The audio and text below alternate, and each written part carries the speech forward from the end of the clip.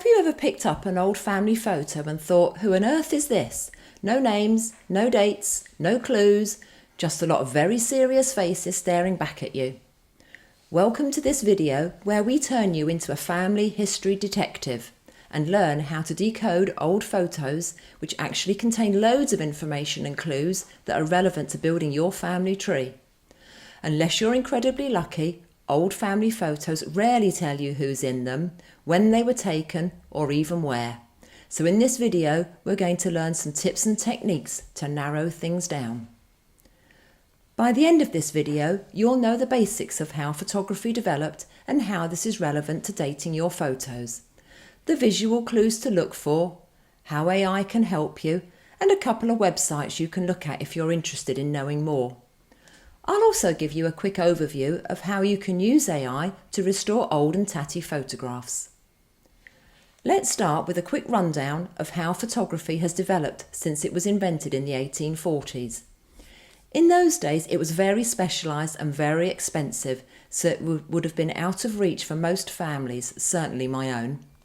But from the 1850s onwards, professional studios started popping up. And if you wanted your photo taken, usually for a special occasion, that's where you went. It wasn't really until 1900, when the box brownie was launched, that amateur photography took off. By the 1960s, colour photography had become more mainstream. I can remember sending my rolls of film to TruePrint for processing, and when they came back, only 1 or 2 of the 24 shots were anything like passable.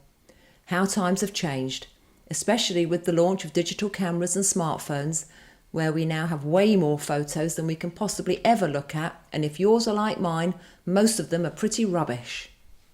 So now you know the basics of how photography developed, we can move on to putting some dates to your old family photos. There are more clues here, and styles change through the decades. As a generalisation, you can get clues for when photographs were taken by the size of the photo. In the early days they were small and got larger through the decades.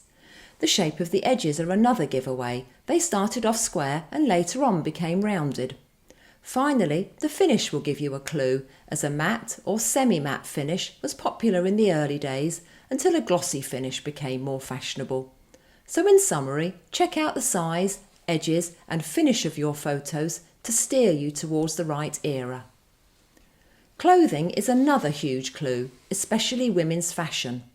Look at dress length, skirt shape, sleeves and hairstyles. But be careful, not everyone followed fashion trends, especially older generations. If there are uniforms or medals, military websites can often help you date them very precisely. Studio names and addresses can also be incredibly helpful, and a quick internet search may tell you when that studio was operating.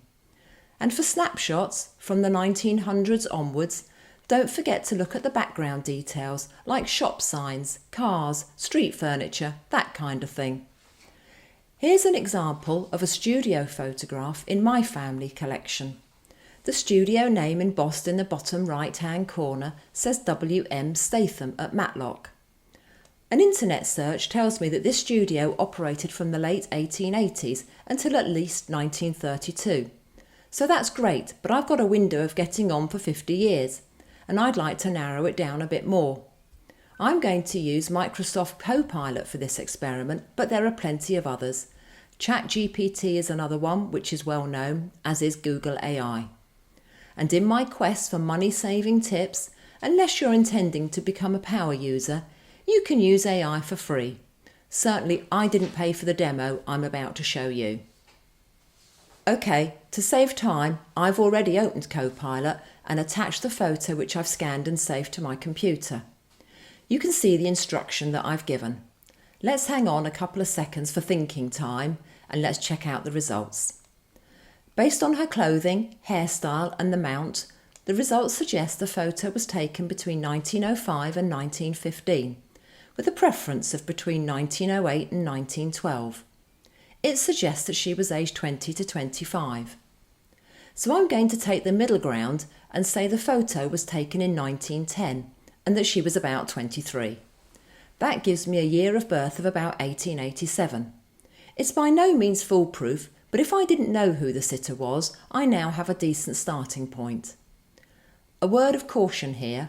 In recording this video, I ran this experiment 3 times and I got slightly different answers each time for both the likely date of the photo and her potential age.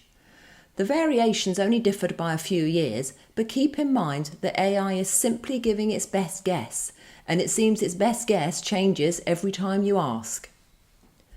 So far in this episode, we've looked at the visual clues for dating your photos, and we've used AI to take this a step forward.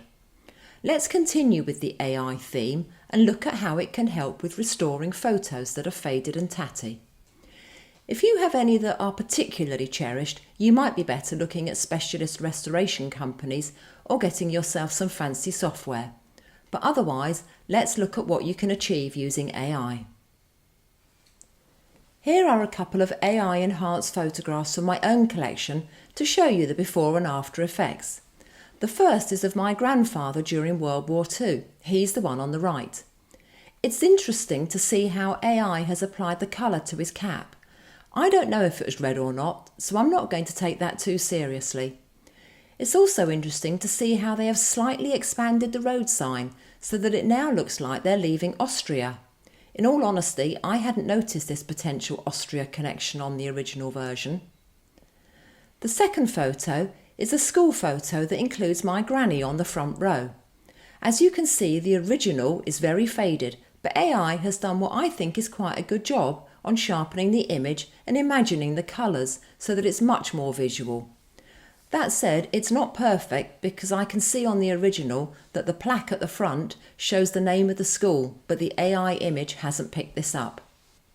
Putting on one side the slight inaccuracies, overall, I'm really pleased with the way AI has restored these images, which by the way took less than 30 seconds for each photo. So to bring this video to an end, I finish with my top 3 tips. Number 1, make sure the hundreds, if not thousands of photographs that you've taken on your camera or phone are accessible so that your ancestors can view them in years to come. Number 2, consider physically printing a small selection of your more meaningful photos each year and add them to a family album. Remember to add the vitals of who, when and where. Having done this myself, I now have a couple of albums of printed family photographs going back nearly 150 years. And number 3, don't place all your faith in AI. Think of it as your assistant, not the expert. Finally, for those of you that are interested in finding out more about decoding photographs, you'll find some decent information on the National Archives website and also the website for Who Do You Think You Are? I hope you enjoyed this video. Please hit the like button and share it with your friends. Also, please hit the subscribe button so you'll know when the next video has been released. If you've got any comments, including suggestions of topics you'd like me to cover, please add them below. I hope to see you next time.